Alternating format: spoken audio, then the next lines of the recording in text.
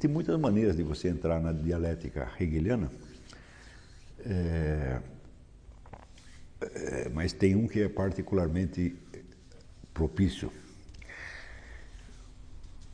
Hegel acredita que, embora o conhecimento intuitivo e imediato possa ter alguma utilidade ou importância, o verdadeiro plano no qual se move a filosofia é o plano, vamos dizer, dos conceitos e da pura dedução lógica. Tem que ser daí para cima, tá certo? Então, a filosofia para ele é uma atividade construtiva da mente, que vai construindo o edifício dedutivo com puros conceitos, tá certo? Sem ter que prestar muita atenção ao lado empírico, tá certo? E ele tem motivos para proceder assim, não é uma coisa arbitrária. Na própria exposição da filosofia isso vai se tornando claro. Mais ainda, ele acredita que um conhecimento só pode ser dito verdadeiro quando considerado, vamos dizer, como sistema, como um conjunto integral. Quer dizer, não há para ele afirmativas que em si mesmas sejam verdadeiras ou falsas. Quer dizer, só inserir dentro do sistema é que você vai pegar a verdade ou falsidade de uma afirmativa, né? Isso pode dizer, isso corresponde mais ou menos ao espírito da filosofia em geral, na interpretação de todos os filósofos.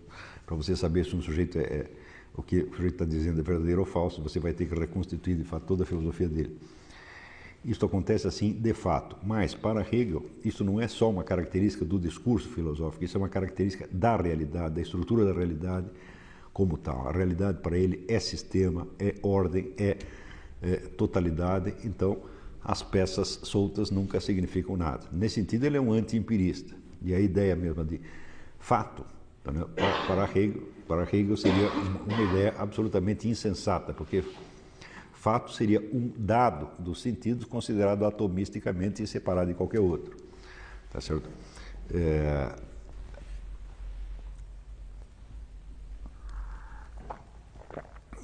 A crítica que ele faz é que nenhum dado considerado assim significa absolutamente nada e que sempre que nós estamos alegando um fato, nós estamos subentendendo por trás dele todo um sistema. Quer dizer, nós não olhamos para o sistema que está servindo, vamos dizer, o sistema de relações e conexões, que está servindo de chave para a interpretação e de fundamento para a legitimação desse fato, mas que esse sistema está lá, está certo? Muito bem. E quando fala em conceito,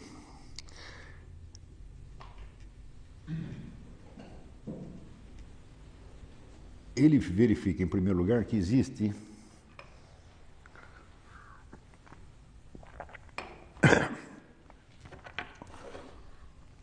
uma diferença fundamental entre os conceitos matemáticos e os conceitos de qualquer outra coisa.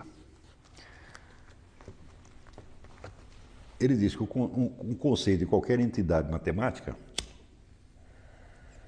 é sempre fechado em si mesmo, tá certo? E reflete a absoluta imutabilidade do seu objeto. Por exemplo, um número, tá certo? O conceito de um número, o conceito do número 2 ou do número 3, tá certo? Expõe imediatamente, quer dizer, o conteúdo, o quid, o sentido desse número, de tal modo que esse número jamais se converte em outro. Não há jamais a possibilidade do número 2 ser 3, tá certo? Ou de um quadrado ser um círculo. E ele pergunta, essa estabilidade dos entes matemáticos, que já tinha sido constatada e admitida por Platão, ela não é nem um dado da natureza externa, nem um fato da natureza externa, porque você não verifica esta perfeição matemática em fato nenhum da ordem externa, mas ela também não pode ser considerada mera invenção da mente humana. Tá certo? Então, aí você tem uma terceira ordem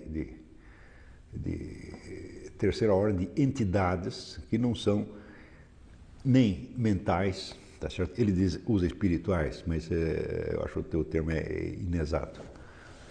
Não são nem mentais ou culturais, diríamos nós, e nem naturais, tá certo?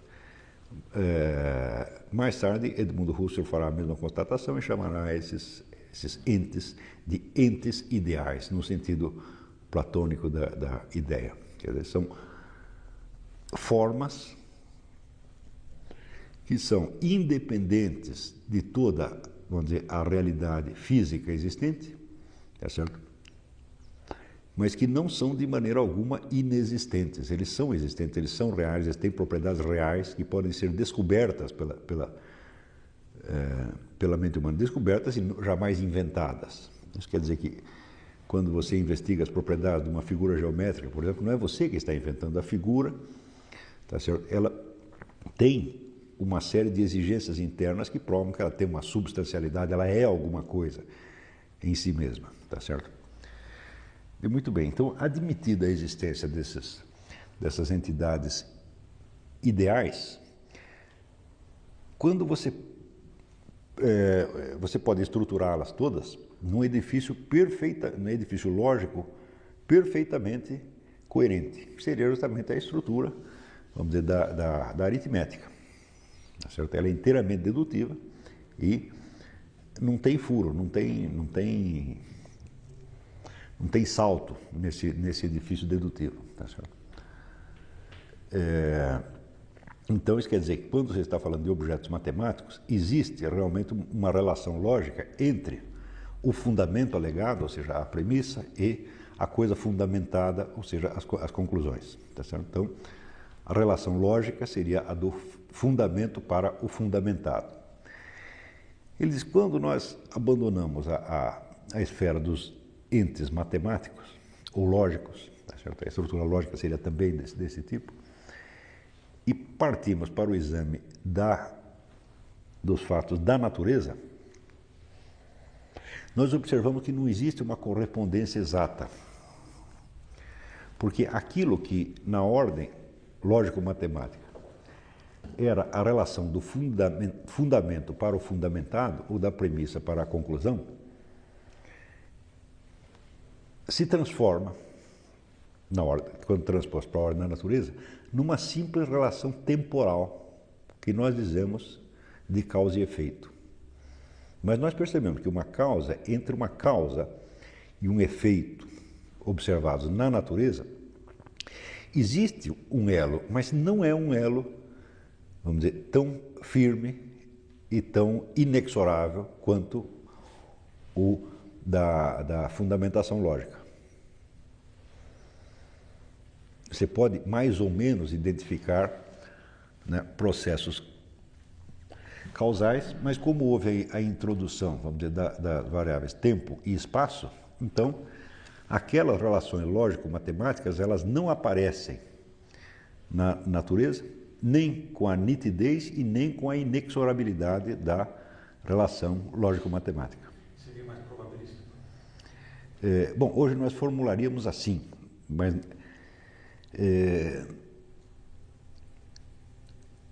isso não quer dizer que você vai poder reduzir a ordem natural ao probabilismo. O certo, o que ele diz é mais exato, ele diz que simplesmente não corresponde bem. Quer dizer, qual seria a relação, por exemplo? Vamos dizer, já na antiguidade, Aristóteles tinha dito que o método matemático não serve para a física, tá certo? Porque não há correspondência exata entre a ordem matemática e a ordem dos fatos da natureza. Tá certo? Mais tarde se acreditou que havia. Com Galileu diz, não, Deus escreveu o livro da natureza em caracteres matemáticos. Tá certo? E hoje se sabe que de fato não é bem assim, de fato quem tinha razão é Aristóteles. Existe um hiato entre um mundo e outro. Você tem uma estrutura lógico-matemática da realidade, estrutura dentro da qual a própria ideia de probabilidade é um componente dela, tá certo? Em seguida você tem, vamos dizer, a realidade manifesta, tá certo? A qual depende da anterior, que por sua vez não depende dela de maneira alguma, quer dizer, as leis da matemática e da lógica não dependem da existência deste universo tal como ele está constituído, tá certo? E, no entanto, é uma ordem perfeitamente real e existente, tá certo? Então, já levando isso em conta hoje em dia, se a gente lembrar disso hoje em dia, nós vemos que todas as discussões sobre a origem do cosmos, etc., etc., elas são, vamos dizer, de um nível metafísico muito baixo, né? Porque não levam em conta que a estrutura lógico-matemática é pré-existente, independente da existência do universo como tal, e, no entanto, ela é algo, ela não é um nada. Tá compreendendo? Então, o problema, vamos dizer, da origem do cosmos está vinculado, está dependente de um outro problema muito maior, que é, vamos dizer, qual a origem da estrutura da realidade. Não da realidade manifesta, mas da estrutura dela, né?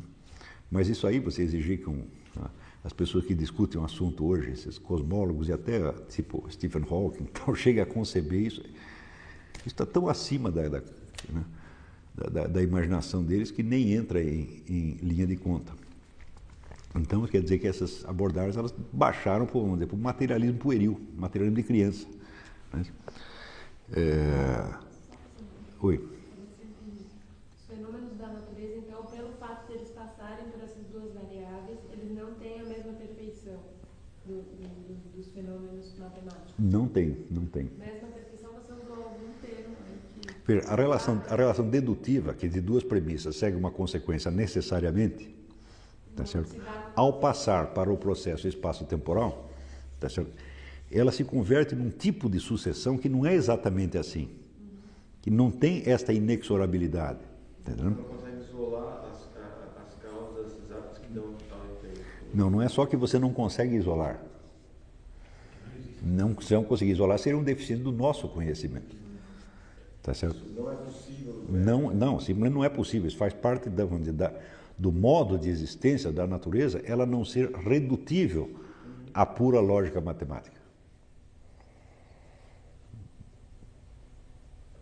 Está compreendendo? Quer dizer, ela está colocada dentro, vamos dizer, do quadro de possibilidades delineado pelas relações lógico-matemáticas, mas ela não o reproduz perfeitamente. Existe uma conversão, digamos, a relação fundamentado se transforma numa sucessão temporal. Está compreendendo? Porque você tem, vamos dizer, além do elemento razão, que seria a estrutura lógico-matemática, você tem a introdução de outros elementos físicos, que nós chamaríamos, por exemplo, força, energia, etc., etc., né? Muito bem. Comparado a esses,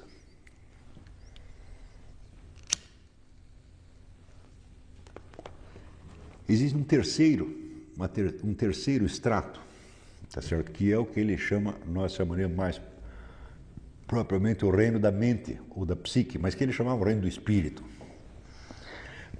tá certo? No qual as chaves dos outros dois mundos anteriores, que seria o mundo da relação, o mundo da razão e o mundo da natureza, aparecem sintetizados. Ele diz que no mundo da mente, o motivo ou a força o motivo de uma ação é a força que a determina e é a sua verdadeira causa. Quando eu decido fazer isto ou aquilo, aí ele está lembrando mais ou menos do Fichte, né? Que o eu se determina a si mesmo, tá certo? Né? Livremente. Quando o eu toma uma decisão, tá certo? Esta decisão é ao mesmo tempo a explicação que ele dá para si mesmo, é a justificação do seu ato e é a verdadeira causa do ato. Está entendendo? Então, o elemento força, que havia na natureza, e o elemento razão, que havia no mundo lógico-matemático, aparecem unidos inseparavelmente. Então, isso quer dizer que ele vê entre o mundo da razão lógico-matemática e o mundo da natureza e o mundo da mente, tá certo? Uma estrutura dialética como aquela que Fichte tinha assinalado. Você tem uma tese, uma antítese e uma síntese. Ele reduz as 4 causas apenas à final? É isso? Não. Como? Pera lá. A causa final? Não. Aonde? Nem entendi a pergunta. Não. Se a verdadeira causa de alguma coisa é a decisão de executá-la, isso seria a causa final daquele evento, na terminologia do Aristóteles, não é? Então ele estaria com isso reduzindo as outras causas, dizendo que elas são modos da causa final? Olha, para ele, causa final e causa eficiente não tem a mais mínima diferença. Então, Hegel. Essa distinção no sistema hegeliano não faz sentido. Porque se eu decidir algo, tá certo? Bom, no momento que eu decidi, eu estou vendo esse algo como finalidade. Tá certo? Mas acontece que essa finalidade já é causa eficiente do meu ato naquele mesmo momento. Então, quer dizer, a distinção, vamos dizer, de causa final e causa, superar essa distinção é um dos motivos da existência do sistema de Hegel. Então, não é preciso dizer que tanto o começo da filosofia de Hegel quanto vários dos desenvolvimentos internos que ela tem são obras de puro gênio. Tá certo? É assim, majestoso mesmo. E aquele negócio que assinala o Hegel, ele é uma estranha mistura, tá certo, de um filósofo autêntico, um dos grandes filósofos que a humanidade já produziu, com, vamos dizer, um profeta gnóstico, né, autodivinizado, tá certo? E, como diz o Hegel, os dois existem realmente, os dois aspectos de Hegel existem realmente, e eles não param de brigar um com o outro o tempo todo, tá certo? Então, outro dia nós lemos o texto do Hegel sobre o Hegel, tá certo? Onde ele mostra bem esse aspecto gnóstico. E eu estou insistindo hoje no outro aspecto. Tá certo? Quer dizer, Hegel como um filósofo de verdade. Não é isso? Então estamos mais interessados naquilo que ele nos deu de verdadeiramente útil. Tá certo?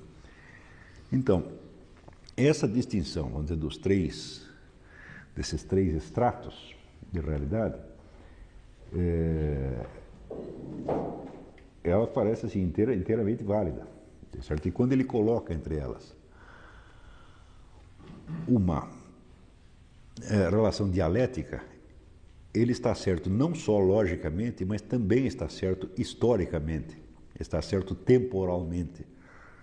Porque é fácil você perceber que a estrutura lógico-matemática do universo é, vamos dizer, uma estrutura de possibilidades que independe da manifestação de qualquer delas. Então, quer dizer, a existência deste universo com a sua estrutura física presente, ele não determina a estrutura lógico-matemática, mas ao contrário, ele é a realização de um conjunto de possibilidades dentro dela. Está entendendo? Mas isso é para as pessoas entenderem que o universo físico não é uma realidade inicial. Ele não é o começo das coisas. Está compreendendo? A origem deste cosmos é uma coisa, a origem da realidade é outra completamente diferente. Quer dizer, quando não existia nada, eu digo, peraí, a possibilidade estava estruturada, ela não era anárquica. Antes da criação do cosmos, já 2 mais 2 não dava 5. Você está entendendo? Então isso estava perfeitamente determinado. Está compreendendo? Então você poderia dizer, bom, então nós temos aqui uma estrutura racional, tá certo? Que é independente de tempo e, portanto, ela é eterna. Daí você tem a estrutura da eternidade, A estrutura da eternidade é a primeira realidade, evidentemente, tá certo? Então, acontece que essa estrutura da eternidade, ela contém todas as possibilidades que se manifestarão no tempo Não é isso?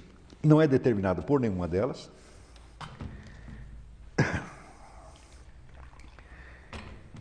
E se contém, vamos dizer, todas as possibilidades que se manifestam dentro do campo da realidade cosmicamente existente, não há nada que exista neste cosmos que não esteja contido na estrutura da possibilidade. Basta isso para você ver que a hipótese de um desenvolvimento aleatório da realidade ele é absurda in limine. Não precisa nem continuar, porque se nada existe no cosmos que não esteja dentro da estrutura da possibilidade, e se a estrutura da possibilidade é organizada internamente, tá certo? Então, vamos dizer, a razão preexiste à realidade. O logos preexiste à realidade. Ou, no princípio, era o verbo. Não pode ser de outra maneira. Agora, as pessoas que discutem esse assunto hoje são no primarismo tal que não são capazes nem de chegar a esse, quer dizer, o mínimo conceito metafísico, embora eles tenham uma metafísica implícita, né? Embora o simples fato do sujeito usar de instrumentos matemáticos para estudar isso está afirmando, tá certo, né, a ordem matemático-racional pré-existente e está afirmando a existência da ordem lógico-matemática eterna, tá certo? E eu não percebo que está fazendo isso. É hora que o sujeito fez uma conta, no físico, que fez uma continha pequenininha, de 2 mais 2, ele já está afirmando isso. Se você gostou do vídeo, nos próximos dias estarei postando mais conteúdo feito esse. Então, inscreva-se aqui no canal, ativa o sininho para você ser notificado e não perder nenhum vídeo. Valeu, até a próxima!